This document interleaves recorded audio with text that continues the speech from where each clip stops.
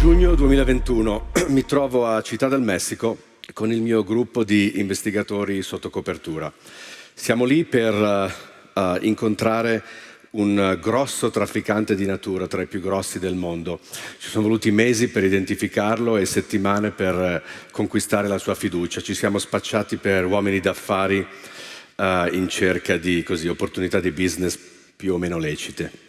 Io sono seduto in un caffè lì vicino con il mio braccio destro Mark, ex agente dell'FBI, e dentro un ristorante cinese di lusso c'è il mio team appunto che sta incontrando questa persona.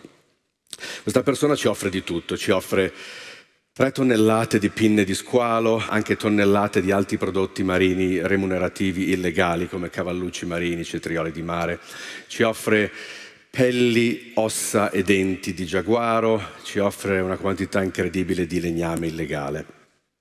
Questa persona è una specie di Amazon del traffico di natura, può trovare qualunque cosa e spedirlo in qualunque parte del mondo senza nessun problema. Pagamento in contanti o criptovalute, questo è il modo in cui lavora. Questa persona è anche un fantasma perché è completamente invisibile, la sua illegalità è totalmente invisibile agli occhi delle autorità nazionali e internazionali. Il nostro lavoro è proprio quello di renderlo visibile. A un certo punto, con nostra sorpresa, arriva un'altra persona, amico del trafficante, e ci viene presentato come un esponente del cartello di Sinaloa, che è uno dei più grossi e più importanti gruppi di narcotrafficanti del mondo, basato in Messico, è il Chapo per intenderci.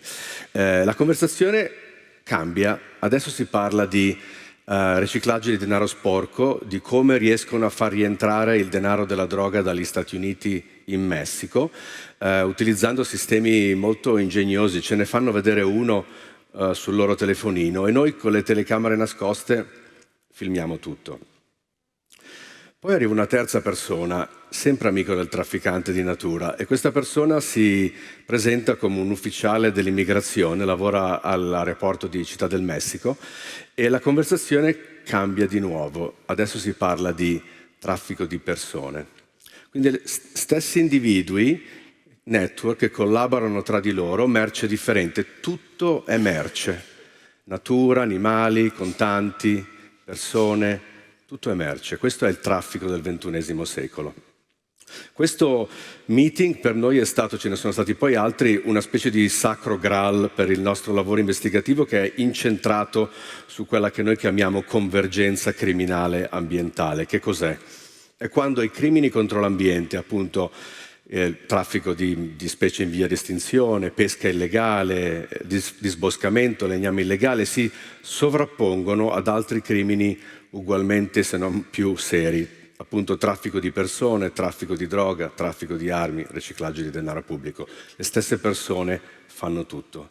E in questi meeting c'era assolutamente tutto. C'era intanto un enorme traffico di natura. Queste persone sono in grado di trovare e di vendere avorio, corno di rinoceronte, pangolini, pezzi di tigri, pezzi di giaguaro, cavallucci marini, squali, piante rare, persino animali vivi come questi 2 orangotan che abbiamo salvato in Thailandia. Tutto, tutto. Ma non solo. In questi meeting c'era anche appunto cash, contante, che gira per il mondo e viene ripulito, traffico di persone, traffico di droga, traffico di oro. Questa è la convergenza criminale.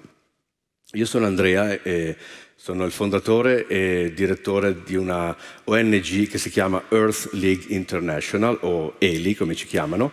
L'ho fondata 13 anni fa negli Stati Uniti, dove vivo, sono cresciuto a Milano ma vivo lì, e ho creato questa ONG con lo scopo appunto di investigare questi crimini. È una ONG un po' particolare, è costituita da ex agenti dell'FBI, della CIA, analisti criminali, ricercatori, investigatori sotto copertura, e la nostra missione è quella di infiltrarci in varie maniere in questi network criminali in giro per il mondo e intanto capire come fanno a fare quello che fanno e poi capire anche chi sono i personaggi più importanti all'interno di questi network. Poi con la nostra intelligence aiutiamo sia le forze dell'ordine a fare quello che devono fare, ma anche informiamo il pubblico su quello che abbiamo trovato. Io come ci sono finito a fare questo?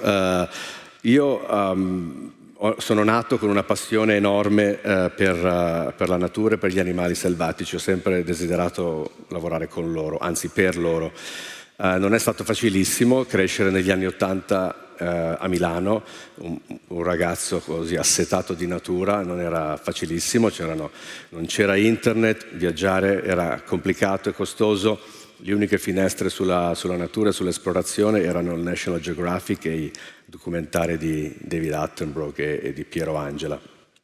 Appena ho potuto guidare a 18 anni, ho iniziato a lavorare come volontario in un posto non lontano da qui, il Parco Faunistico La Torbiera. Una delle mie prime mansioni è stata quella di badare a un piccolo leopardino delle nevi che si chiamava Teo. Da lì poi ho fatto altre cose, mi sono laureato, ero però curioso, quindi ho fatto anche business. Sto parlando di una lunga circonnavigazione in giro per il mondo e anche metaforicamente intorno alla mia vita per arrivare alla fine più o meno dove ero partito. Però ho fatto anche business, ho fondato nel 98 una delle prime società di e-commerce in Italia, era la preistoria dello shopping online, ho perso tutto quando il Nasdaq è crollato nel 2001, ho continuato. E per 10 anni ho lavorato nel campo delle tecnologie, però applicate all'intelligence, all'investigazione, alla lotta al crimine. E onestamente pensavo che quello sarebbe stato il mio lavoro. Poi gli elefanti hanno cambiato tutto, hanno cambiato tutta la mia vita. Mi trovavo in Kenya, appunto nel 2010, a lavorare come consulente per la sicurezza a un ex primo ministro somalo. E nel 2010 eravamo anche nel bel mezzo di una crisi di bracconaggio degli elefanti terrificante. Ne ammazzavano 50-60 mila all'anno per il traffico illegale di avorio. E io ero lì nel bel mezzo di questo cataclisma, ho visto cose terrificanti e ho visto anche come però il mondo avesse deciso che i bracconieri erano il problema, i cattivi erano i bracconieri. Io ero lì, li guardavo, li vedevo. Ne ho anche conosciuto qualcuno, ed erano soprattutto dei poveracci che cercavano di arrivare a fine mese e quindi mi sono detto, è sbagliato, non sono loro il problema sono i trafficanti internazionali, sono i politici corrotti, sono i finanziatori, è la criminalità organizzata. Sono loro che dobbiamo investigare e bisogna capire come funziona la cosa da loro. E quindi ho avuto questa chiamata a lasciare tutto e a tornare, il cerchio pian piano si chiudeva attorno alla mia vita e a tornare dove ero partito e mi sono licenziato per creare questa piccola CIA per il pianeta Terra, chiamatela così, una piccola agenzia di intelligence per il pianeta Terra. Sapevo cosa volevo fare, ma onestamente non sapevo come farlo ed è tipico mio, prima inizio a fare le cose, poi mentre le faccio imparo come farle. Però una cosa la sapevo, avevo bisogno di persone eccezionali attorno a me per aiutarmi e quindi ho iniziato a utilizzare il mio network per contattare alcuni agenti, ex agenti dell'FBI e della CIA che avevano lavorato su tutto e li ho approcciati e gli ho detto guarda, io so che voi avete combattuto tutto, narcotrafficanti eccetera, io ho la guerra più importante che avete mai combattuto, la guerra per il pianeta, per salvare la natura, ci state oppure no? Hanno detto di sì, senza essere pagati e mi hanno aiutato a mettere insieme questa cosa e così è nata. La nostra prima investigazione, tra l'altro i soldi sono arrivati da donatori privati italiani, è stata un'investigazione appunto sul traffico internazionale di avorio, molto interessante, molto complicata.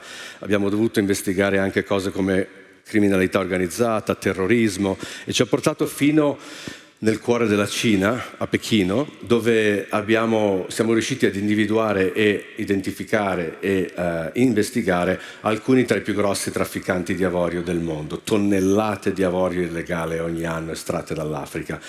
E questi erano i veri responsabili, non i bracconieri.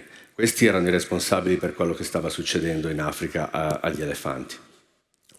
Adesso poi questa investigazione ha raggiunto certe persone, ci hanno chiesto di far parte di un documentario molto importante prodotto da DiCaprio, ed è venuto fuori di Ivory Games su Netflix, che tra l'altro ha avuto anche una funzione precisa, è stata proprio una vera e propria spallata al governo cinese per finalmente rendere illegale l'avorio in Cina.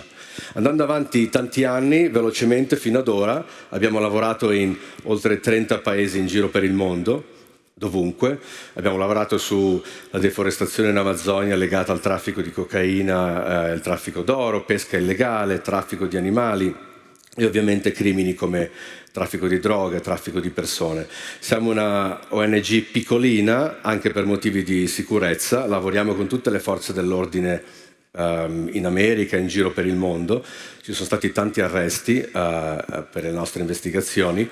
Non è ovviamente esente da rischi, io stesso non posso più andare in alcuni paesi, il mio team sì, e questa è la cosa importante. Infatti la priorità mia è quella di proteggere l'identità delle persone che lavorano per noi sul campo, sono segrete anche all'interno dell'organizzazione, ed anche per questo più o meno il 50% di quello che facciamo purtroppo non è pubblico.